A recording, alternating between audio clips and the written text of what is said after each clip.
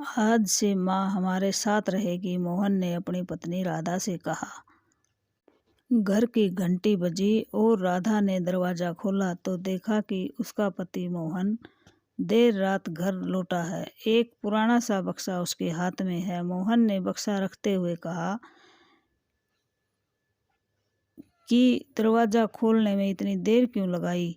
अब राधा कहने लगे कि आप कहाँ गए थे, इतना लेट बताकर भी नहीं गए, और यह घटिया सा पुराना सामान किसका है और यह कहाँ से लेकर आए हो। अब मोहन ने बताया कि मैं गांव गया था और माँ का फ़ोन आया था, मैं माँ को लेने के लिए गया था और माँ को साथ में लेकर आया हूँ। माँ आज से हमारे साथ ही रहेंगी। तब राधा ने लाल पीली गुस्से में होते हुए कहा कि माँ को यहाँ लाने की आपकी हिम्मत कैसे हुई। मैं नहीं रखूँगी तुम्हारी माँ को यहाँ पे। मैं क्यों रखूँ, हमारा दोनों का खर्च तो बड़ी मुश्किल से चलता है और उनका खर्च हम कैसे चलाएंगे, ऐसा राधा ने कहा और गालियाँ देने लगी उनकी माँ को कि इस महारानी की तो शर्म उतरी हुई है, इसको तो शर्म ही नहीं आती जो चली आई सीधे मुंह उठाकर यहाँ पे। ऐसा राधा पता नहीं क्या क्या अनाप शनाप बोले जा रही थी। तभी मोहन ने बाहर की लाइट जलाई और राधा ने देखा कि वह तो उसी की माँ थी। अब राधा नीचे बैठ गई और उसके मुंह से एक भी शब्द नहीं निकला।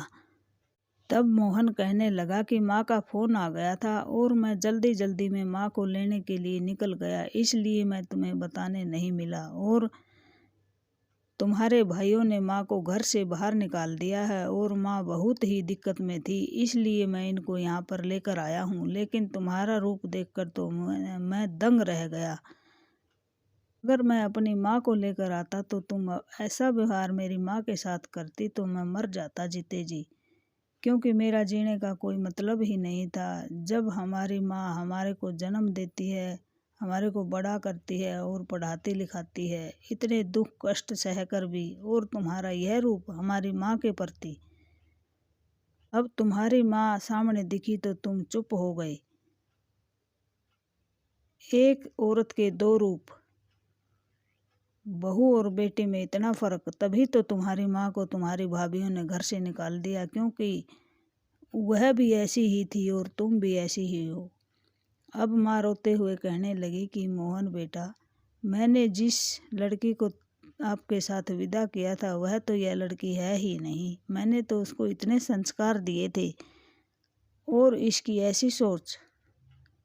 माँ ने मुंह ढक लिया और बेटी को दर्शन भी नहीं दिए और वापस निकल गई। कहती है कि अपने दामाद से, बेटा मैं भीख मांग कर खा लूँगी लेकिन इसके पास कभी भी नहीं रहूँगी। शायद मेरे संस्कार ही गलत थे, क्योंकि मेरे बेटे भी ऐसे ही निकले और मेरी आगे आकर देखा तो मेरी बेटी भी ऐसी थी और मेरा दामाद इतना अच्छा, मुझे एक फ़ोन करते ही वहाँ लेने के लिए गया, और मेरी बेटी ऐसी सोच, अपने दामाद की माँ के प्रति इतनी घटिया सोच मैं कभी सोच भी नहीं सकती थी। और वह पछताती हुई अपनी औलाद को गाली देती हुई वहाँ से निकल गई और भीख मांगकर अपना गुजारा करने लगी। धन्यवाद। कहानी कैसी लगी? अच्छी लगी हो तो सब्सक्राइब करना, कमेंट्स करना।